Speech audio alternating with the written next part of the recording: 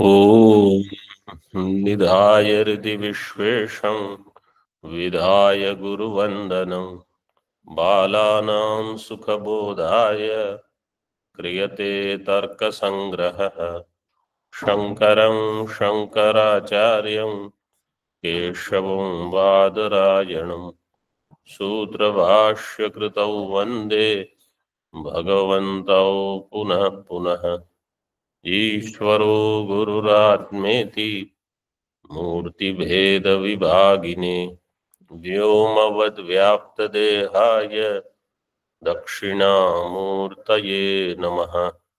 ओम शांति शांति शांति।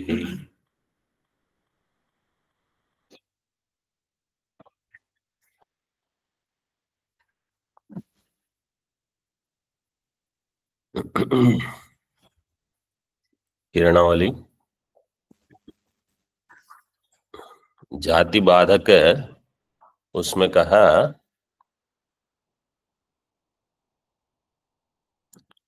व्यक्तेर भेदस्तुल्यत्वं संकरोत्थानवस्थिति रूपहानि असंबंध है। असंबंध में कहा अनुयोगिता प्रतियोगिता अन्यतर संबंध है ना। अनुयोगिता संबंध से समवाय मतलब जिसमें समवाय संबंध से रहेगा वो हो जाएगा अनुयोगी और जो समवाय संबंध से रहेगा वो होगा प्रतियोगी। रूपहानि संबंध जाति बाधक संग्रह। फिर पर अपर इसकी व्याख्या हुई और इसकी जाति की सिद्धि सत्ता जाति की सिद्धि के लिए कहा द्रव्यम सत गुण सन कर्म सत। फिर नव्य न्याय वालों ने आपत्ति उठाई कि ये सदरूप से तो सामान्य विशेष समवाय सभी ऐसे ही ज्ञात होते हैं, तो इसलिए दूसरा लक्षण बनाया अथवा प्राग भाव वृत्ति प्रतियोगिता भिन्न प्रतियोगिता संबंधेन ध्वंसं प्रति तादात्म्येन सत्वावच्छिन्नस्य कारणत्वम् इति नियमात्। तो ध्वंस को लेकर ध्वंस को कार्य बनाकर उसमें कार्य कारण संबंध है।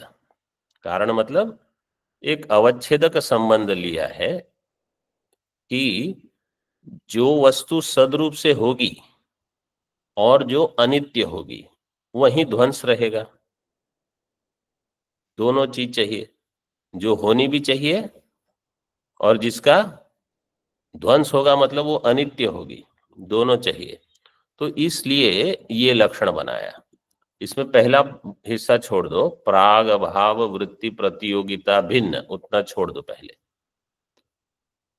जहां प्रतियोगिता संबंध से ध्वंस रहेगा, प्रतियोगिता संबंध है ना, ध्वंसम प्रति तादात्म्येन सत्वावच्छिन्नस्य कारणत्वम्, इस नियम से तादृश कारणता अवच्छेदकतया सत्तायाः जातित्व सिद्धि। तादृश कारणता अवच्छेदक, तो कारणता वो रहेगी सत्ता में, सत में मतलब, और कार्यता रहेगी ध्वंस में। तो सद वाली वस्तु का ध्वंस होगा, ये बताना चाहते हैं। तो ये कहाँ मिलेगा आपको? जन्य गुण द्रव्य कर्म में। जन्य द्रव्य जन्य गुण जन्य कर्म में प्रतियोगिता संबंध से ध्वंस रह जाएगा, ध्वंस होगा कार्य। प्रतियोगिता संबंध से मतलब ये जैसे ये पट है, ये द्रव्य है, ये अनित्य है, अथवा इसको कहो ये जन्य है, तो इसका ध्वंस हो जाएगा। तो ध्वंस रूपी कार्य प्रतियोगिता संबंध से जहां रहेगा वहां तादात्म्य संबंध से सत रहेगा, वो होगा कारण। तो सत होने से वहां ध्वंस होगा, जहां सत नहीं वहां ध्वंस नहीं, जहां नित्यत्व वहां ध्वंस नहीं, इतना बताना चाहते हैं। और कार्य और कारण दोनों का अधिकरण एक होना चाहिए। कार्य समझो घट कहीं है और दंड प्रहार कहीं और हो रहा है, तो वो दंड प्रहार उस घट के ध्वज का कारण नहीं होगा। अथवा कुलाल कहीं है तो घट की उत्पत्ति कहीं और नहीं होगी। जहां कारण होगा, चाहे कुलाल कहो चाहे मृत्तिका कहो, एक ही अधिकरण में रहेंगे तो कार्य कारण संबंध बनेगा। तो इसलिए कार्य और कारण दोनों एक जगह रखने हैं। तो कहाँ रखेंगे? इस जन्य गुण द्रव्य कर्म में कार्यता भी रहेगी और कारणता। कार्यता वहां ध्वंस में रहेगी, कारणता रहेगी सत में, क्योंकि ध्वंस कार्य हो गया और सत कारण हो गया। तो कार्य कारण का समानाधिकरण्य होने से उनका संबंध बन जाएगा। अब यहां कहते हैं प्राग अभाव, प्राग अभाव का ध्वंस होगा, होगा, प्राग अभाव का ध्वंस होगा। तो प्राग अभाव जो है उसका भी ध्वंस होने से वहां आपको कहना पड़ेगा वहां भी उसका ध्वंस कार्य है, तो उसका कारण अगर आप सत्ता अवच्छेदक मानते हो वो भी वहां रहेगा। तो अब ध्वंस अभाव में तो सत रहेगा नहीं, इसलिए उसका व्यावर्तन करने के लिए ध्वंस प्राग अभाव में उत्पन्न होगा, लेकिन वहां सत नहीं है। इसलिए प्राग भावे व्यभिचार वारणाय भिन्नांतम प्रतियोगिता विशेषणम। देखो अगली पंक्ति, प्राग अभाव में व्यभिचार वारण करने के लिए भिन्नांतम प्रतियोगिता विशेषणम। भिन्नांतम प्रतियोगिता विशेषणम मतलब कौन सा हिस्सा? हाँ, प्राग भाव वृत्ति प्रतियोगिता भिन्न, इतना पद आपको देना पड़ेगा। इससे क्या हो जाएगा? प्राग भाव को नहीं लेकर, प्राग भाव को छोड़कर बाकी जो है जन्य द्रव्य गुण कर्म, उसके लिए ही ये सत और ध्वंस इनका संबंध बताया।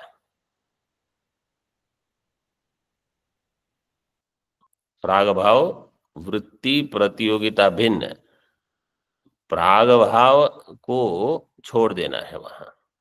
तथा च तादृश प्रतियोगित्व संबंधावच्छिन्न ध्वंसत्वावच्छिन्न ध्वंसनिष्ठ कार्यता निरूपित तादात्म्य संबंधावच्छिन्ना या सन्निष्ठा कारणता सा किंचित धर्मावच्छिन्ना कारणत्वात्।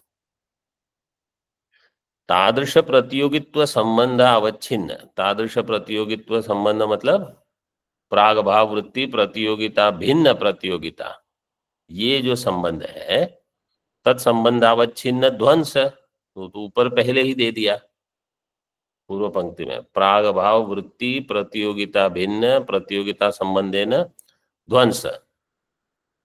तो वहां ध्वंसत्व अवच्छिन्न ध्वंसनिष्ठ कार्यता निरूपित तादात्म्य संबंधावच्छिन्न कारणता। ये केवल वाक्य ऐसे बताते हैं, जैसे अगर मैं कहूं घट निष्ठ कार्यता निरूपित कपाल निष्ठ कारणता, क्या कहा मैंने? घट निष्ठ कार्यता निरूपित कपाल निष्ठ कारणता। तो ये वाक्य का प्रयोजन क्या है? घट में रहेगी कार्यता और कपाल में रहेगी कारणता। तो यहां ऐसे ही दिया है, देखो ध्वंस निष्ठ कार्यता निरूपित, और ध्वंस निष्ठ कार्यता कैसे होगी? ध्वंसत्वावच्छिन्न, ध्वंसत्वावच्छिन्न ध्वंस निष्ठ कार्यता निरूपित तादात्म्य संबंधावच्छिन्न, तादात्म्य संबंधावच्छिन्ना या सन्निष्ठा कारणता। सन्निष्ठ कारणता, कारणता रहेगी सत में और वो रहेगी तादात्म्य संबंध से, और कार्यता रहेगी ध्वंस में। तो ध्वंस ध्वंसत्वावच्छिन्न ध्वंसनिष्ठ कार्यता निरूपित तादात्म्य संबंधावच्छिन्न सन्निष्ठ कारणता। वो कारणता का कोई अवच्छेदक होगा, सा किंचित धर्मावच्छिन्ना, वो किसी से अवच्छिन्न होगी। कारणतात्वात्, जैसे घटनिष्ठ कार्यता निरूपित कपाल निष्ठ कारणता, उसका अवच्छेदक, कारणता का अवच्छेदक क्या होगा? कपालत्व, क्योंकि कपाल में है कारणता, तो उसका अवच्छेदक वो हो जाएगा। यहाँ सन्निष्ठ कारणता, तो कारणता उसका अवच्छेदक क्या होगा? सत्ता जाति। इस प्रकार सत्ता जाति की सिद्धि कर रहे हैं। इति अनुमानेन, इस अनुमान के द्वारा ध्वंस कारणता अवच्छेदकतया सत्तायाः जातित्वं सिद्ध्यति इति भावः। इस अनुमान के द्वारा ध्वंस कारणता अवच्छेदक, ध्वंस के कारणता का अवच्छेदक रूप में सत्ता की जाति की सिद्धि कर रहे हैं। तो इसमें लाभ क्या होगा? पूर्व लक्षण और इस लक्षण में विशेष क्या हो गया? इस लक्षण के द्वारा नित्य में लक्षण ही जाएगा। तो हमको पूर्व पक्ष, जैसे नव्य न्याय वालों ने कहा था, सामान्य विशेष समवाय, ये भी सब सत सत सत मतलब अस्थि रूप से भासते हैं, तो वहां भी आपकी सत्ता होगी, तो अब वहां लक्षण जाएगा नहीं। और जो नित्य परमाणु आदि है, वहां भी लक्षण नहीं जाएगा। तो अब लक्षण केवल अनित्य वस्तु में जाएगा, द्रव्य गुण कर्म में, और उसमें भी प्राग भाव में नहीं जाएगा। तो ऐसे करके ये लक्षण बना दिया। सनिष्ठा कारण का यहाँ बोला, तो न्याय की परिभाषा में सत्य क्या पदार्थ है? न्याय की परिभाषा में जो चीज, जैसे हम पहले वेदांत की दृष्टि में हम क्या कहते हैं? जो सत है, अबाधित है, वो है सत्ता रूप। उस सत्ता में जो जो भाषित होता है, वो सब सत्तावान है, ऐसा हमको लगता है। लेकिन वास्तव में वो सत्ता किसी अन्य चीज की है। वहां वो सत्ता केवल आरोपित होती है। जैसे पट की सत्ता आरोपित है, वास्तव में वो तंतु में है। तंतु की सत्ता आरोपित है, वास्तव में वो पंच महाभूत में है। पंच महाभूत की सत्ता आरोपित है, वो सत से है।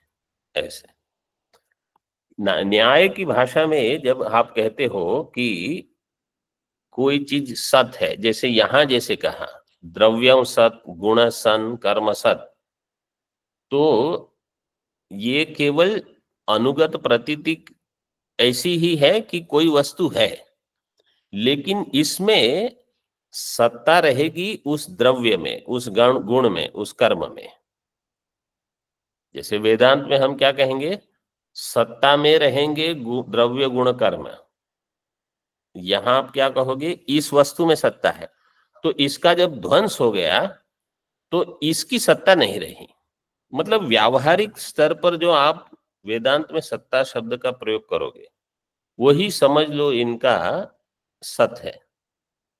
जैसे अनुमान से बोला हम्म। सनिष्ठा कारण था, वो सन वो इनके ही पदार्थों में कुछ है ही नहीं, तो कि कहाँ नहीं सत है? की सिद्धि कहाँ है? सत क्या पदार्थ है?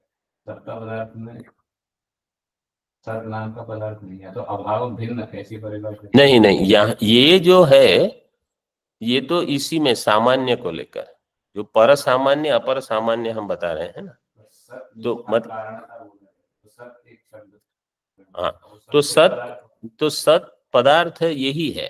सामान्य, सामान्य के लिए ही परत्व अपरत्व जो कहा है ना, उसी को सामान्य को, सामान्य मतलब जो सब में रहेगा। तो यहाँ सब में रहेगा, तो एक तो पर सामान्य होगा और एक अपर सामान्य। तो यहाँ ये सन्निष्ठ कारणता कहने से वही सामान्य, जिसको आप सत्ता शब्द से कहोगे। क्योंकि देखो, ये प्रकरण आया क्यों, इसको समझ लो। ये जो परम अपरम, ठीक है, तो परम में कहा यद अपेक्षया यस्य सामान्यस्य अल्पदेश वृत्तित्वम न तत् सामान्यम परम, और अपरम यद अपेक्षया यस्य सामान्यस्य अल्पदेश वृत्तित्वम तत् सामान्यम अपरम इत्यर्थ। सत्तायाः, फिर वहां से सत्ता शब्द जो प्रयोग किया है, ये सत्ता जाति के लिए है। सत्ता जाति, सत्तायाः द्रव्यत्व अपेक्षया अधिक देश वृत्ति, तो सत्ता रहेगी जब ऐसा हम कहते हैं। द्रव्य गुण कर्म में सत्ता रहेगी, तो ये सत्ता क्या है? सत्ता शब्द का प्रयोग पदार्थ में कहाँ होता है? सामान्य। वो उसी को आगे बता रहे हैं कि पहले कहा कि ये वस्तु है, फिर उसको जाति रूप में, जैसे पहले भी किया, द्रव्य की सिद्धि, फिर द्रव्यत्व जाति, गुण गुणत्व जाति, कर्म कर्मत्व जाति, क्योंकि एक जाति वाला भी लक्षण दिए हैं। तो इसी प्रकार यहां भी कर रहे हैं कि सत्ता जो है तो उसकी एक सत्ता जाति, उसकी भी सिद्धि कर रहे हैं। इसलिए कहा सत्ता जाति ही द्रव्यम सत गुण सन कर्म सत इति अनुगत प्रतीत्या सिद्ध्यति।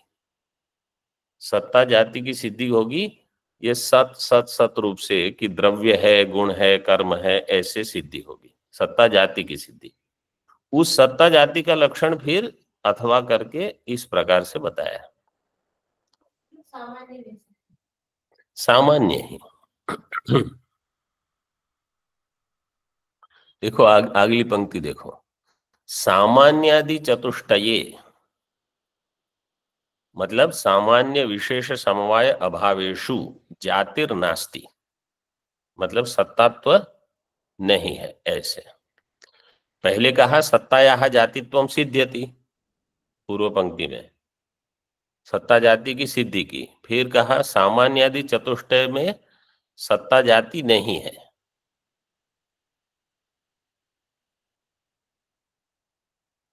तो मतलब वो है केवल द्रव्य गुण कर्म में ऐसे। तो द्रव्यम सद गुण सन कर्म सत यहां आपको मिल जाएगी, बाकी जो है उनकी जाति नहीं है, जाति नास्ति। तथा च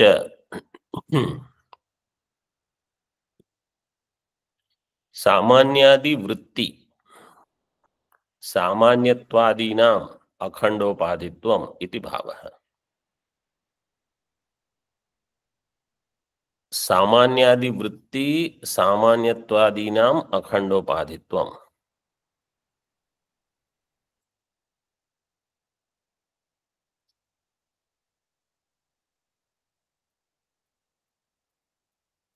सामान्यादि वृत्ति जो सामान्य में रहे, सामान्यादि वृत्ति मतलब सामान्य विशेष समवाय भाव, इनमें जो रहेगी सामान्यत्वादि नाम अखंडोपाधित्व, इस इनकी अखंड उपाधि है। और ये जो द्रव्य गुण कर्म, मतलब जहां द्रव्यत्व गुणत्व कर्मत्व ये सब रहेंगे, ये हो जाएगी सखंड, सखंड उपाधि। ऐसे दिया है ना, पहले विभाग किया था, एक अखंड उपाधि एक सखंड उपाधि। तो सामान्यत्वम अखंडोपाधि, वहां से लेकर यह आरंभ किया प्रकरण।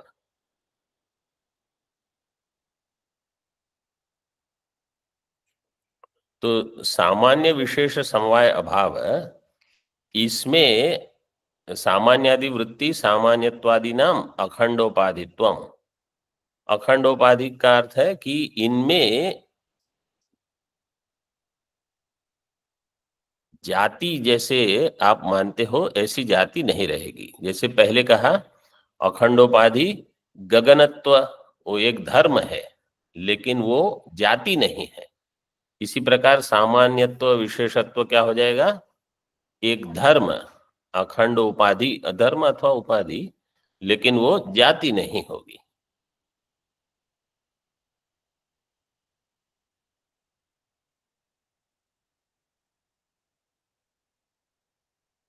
इस प्रकार ये विशेष का सामान्य का यहां निर्वचन पूरा किया।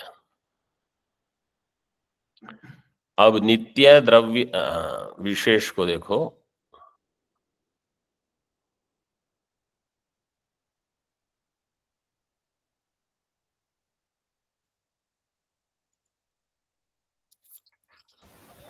Swamiji, hmm, that means Sat is Eka or Aneka as per Nyaya. अनेक. So Each Dvams. is separate. In one ghata, if there is sat, it is different. In another ghata, it is different. In And this way. Dvamsa is also possible with Sat. Yes.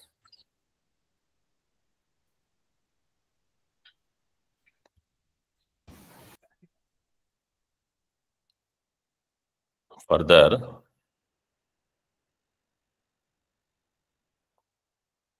नित्य द्रव्य वृत्तयो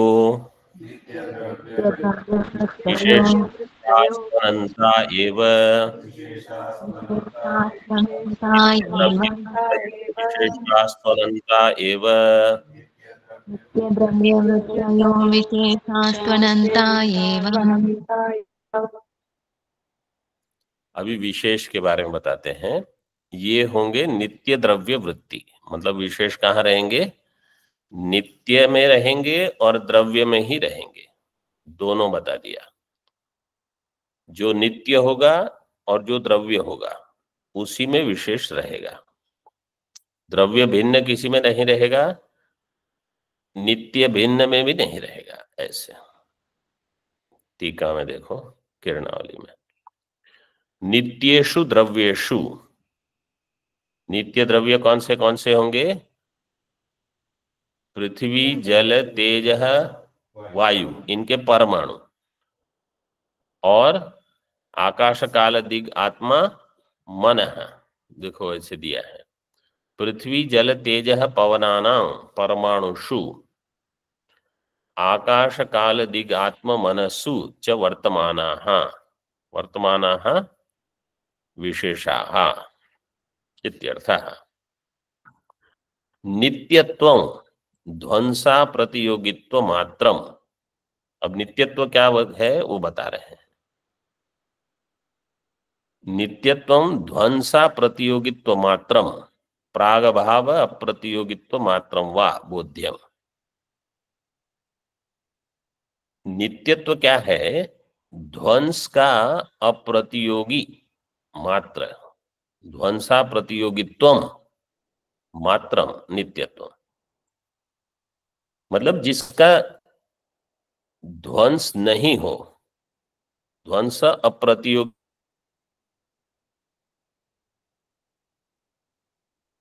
प्रागभाव अप्रतियोगित्व मात्र, मतलब जिसका प्रागभाव नहीं हो उसको भी नित्य कह देंगे.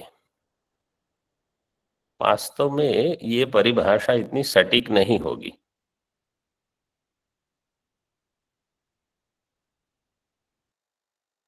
ध्वंस का अप्रतियोगी और तो पा जो किया है वो वास्तव में च होना चाहिए तो ठीक हो जाएगा. हाँ,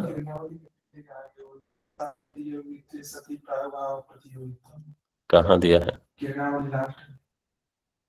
लास्ट में, उसी पृष्ठ पर. हमारे इसमें तो नहीं. 19. अच्छा, अगले पृष्ठ पर अंत में. एक मिनट, ये थोड़ा. हाँ, ध्वंसा प्रतियोगित्व स्थिति प्रागभाव अप्रतियोगी, ये सही है. तो वो जो वहां वा दिया है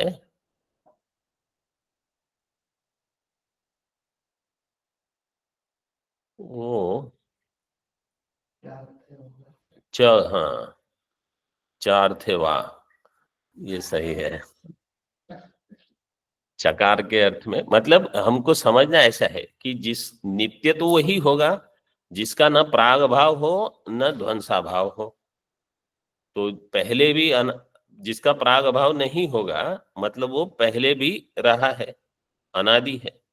और जिसका प्रध्वंसा भाव नहीं होगा वो अंत भी नहीं होगा, उसका मतलब वो अनंत है. तो अनादि अनंत होगा, वो नित्य होगा. फिर भी इसको दूसरी टीका में थोड़ा देख लेंगे अथवा पूछ लेंगे कुछ.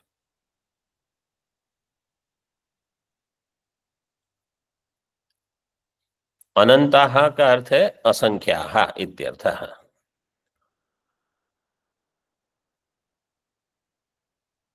असंख्या मतलब जिसकी गणना नहीं कर सकते।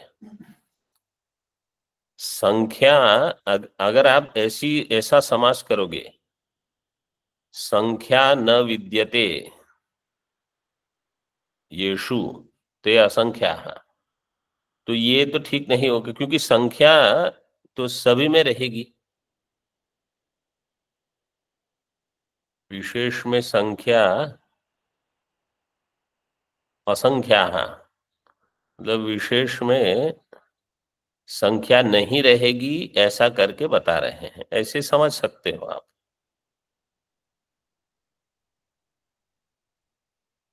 विशेष है द्रव्य, पदार्थ। पदार्थ में संख्या न हो, इसलिए वो हो जाएंगे अनंत, इसकी गणना नहीं हो सकती। कहने का प्रयोजन ये है। दीपिकायाम विशेषम विभजते, अब दीपिका में विशेष का विभाजन करते हैं। एक वचनम विशेषत्व उपाधि अभिप्रायेण विशेषम विभजते, और आपने कहा विशेषाः अनंताः, तो एक वचन प्रयोग क्यों किया? एक वचनम विशेषत्व उपाधि अभिप्रायेण। पहले क्या कहते थे? एक वचनम जाति अभिप्रायेण, द्रव्यत्व जाति, गुणत्व जाति, कर्मत्व जाति, वहां तक जाति प्रयोग किया। उसके बाद अब कह रहे हैं उपाधि अभिप्रायेण, जैसे सामान्य में भी ऐसे ही कहा। तथा च एकत्व विशिष्ट विशेषत्व अवांतर तद व्यक्तित्व अवच्छिन्न धर्मी प्रतिपादन अनुकूल कृतिमान ग्रंथकार इति बोधः। ये वाक्य भी पहले आ चुका है, ऐसे का वैसा ही समझना है। एकत्व विशिष्ट, विशेष अनंत है, एकत्व विशिष्ट विशेषत्व, जो विशेषत्व उपाधि सब में रहेगी ऐसे, और उनकी अवांतर तत्तद व्यक्तित्वावच्छिन्न धर्मी प्रतिपादन। तत्तद व्यक्ति, ये एक विशेष, ये एक विशेष है, द्वितीय विशेष, तृतीय, चतुर्थ। तो तत्तद व्यक्ति में जो अवच्छिन्न धर्मी विशेषत्व, व्यक्तित्व अवच्छिन्न धर्मी होगा, वो विशेष विशेष विशेष, उसका प्रतिपादन करने के लिए अनुकूल कृतिमान हुए हैं ग्रंथकार इति बोधः। विभजते, उसका अर्थ ये समझ लेना है। ठीक है, ये पहले जैसे आया है वैसे ही समझना है ये वाक्य। अब विशेष की सिद्धि करते हैं। विशेषणां सिद्धि प्रकार है घटादीनां द्व्यणुक पर्यंतानां तत्तद अवयव भेद प्रयोज्यो अवयवी भेदः। जैसे घट है, दो घट ले लो, ये घट इस घट से भिन्न क्यों है? देखो टीका में अनुमान दिया है, अयम घटः तद घट भिन्नः, ये घट अन्य घट से भिन्न है। एतदीय कपाल भेदात, एतदीय दिया है लेकिन तदीय हो तो और ठीक रहेगा। कहने का प्रयोजन ये है, इसको समझ लो, सरल है बिल्कुल। ये घट है, ये घट है, इस घट का आरंभक द्रव्य क्या है? इसके कपाल, एतदीय कपाल, और इस घट का आरंभक द्रव्य एतदीय कपाल, तो ये अलग अलग हो गए, तो इसलिए ये घट दो अलग दिख रहे हैं। फिर कोई पूछेगा कि इसके इस कपाल का आरंभक द्रव्य क्या है? तो कहा उसकी कपालिका, और इस कपाल का आरंभक द्रव्य क्या है? इसकी कपालिका। ऐसे चलता जाएगा, तो 4-5 पंक्ति ऐसे ही दी हैं समझाने के लिए। तो उसलिए पहली जो पंक्ति दी, घटादि नाम द्व्यणुक पर्यंताना, ये द्व्यणुक पर्यंत ये चलते रहेगा। घट, कपाल, कपालिका, फिर पिंड, फिर उसके त्रणुक, चतुर्णुक, त्र्यणुक, द्व्यणुक, वहां तक ले जाओ। यहां पर भी इसके जो जो अवयव होंगे तो तत्तद अवयव भेद प्रयोज्यो अवयवी भेद है। तत्तद अवयव भेद प्रयोज्य होगा अवयवी भेद। अवयवी भेद जो होगा, अवयवी कौन होगा? घट के लिए अवयवी कपाल है, घट के लिए अवयव होगा कपाल, घट होगा अवयवी, दोनों समान अधिकरण में है। अवयव भेद प्रयोज्य है अवयवी भेद है। तो अवयव भेद जो होगा वो प्रयोज्य होगा अवयवी का, मतलब वो प्रयोजक होगा अवयवी का भेद दिखाने के लिए। तो अवयवी का जो भेद होगा वो प्रयोज्य हो जाएगा और अवयव का भेद होगा वो प्रयोजक, मतलब वो निमित्त होगा। क्योंकि इस घट के कपालिका अलग है इस कपालिका से, इसलिए ये जो घट बनेगा अथवा इसका जो कपाल होगा वो इस कपाल से भिन्न यहाँ होगा। फिर इस कपाल से जो घट बनेगा वो अलग होगा, इस कपाल से जो घट बनेगा वो भिन्न होगा, वो बताया है। ओम पूर्णमदः पूर्णमिदं पूर्णात् पूर्णमुदच्यते पूर्णस्य पूर्णमादाय पूर्णमेवावशिष्यते। ओम शांति शांति शांति। शंकरं शंकराचार्यं केशवं बादरायणं सूत्रभाष्यकृतौ वन्दे भगवन्तौ पुनः पुनः। ईश्वरो गुरुरात्मेति मूर्तिभेदविभागिने व्योमवद्व्याप्तदेहाय दक्षिणामूर्तये नमः। ओम शांति शांति शांति।